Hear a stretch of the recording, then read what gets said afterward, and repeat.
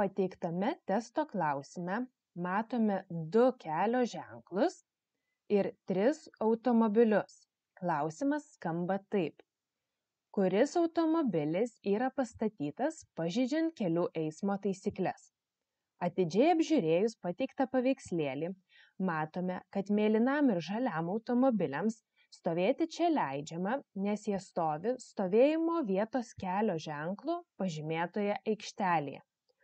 O pats pirmas kelio ženklas, zona, kurioje draudžiama stovėti, nurodo, kad visoje kelio zonoje draudžiama stovėti. Prisiminkite, kad galiojimo zona turinčių draudžiamųjų kelio ženklų draudimai nebaigia galioti iki už artimiausios sankryžos. Kad baigtųsi jų galiojimas, turi būti pastatytas ženklas zonos, kurioje draudžiama stovėti pabaiga. Kadangi tokio ženklo čia nėra, geltonam automobiliui čia stovėti draudžiama.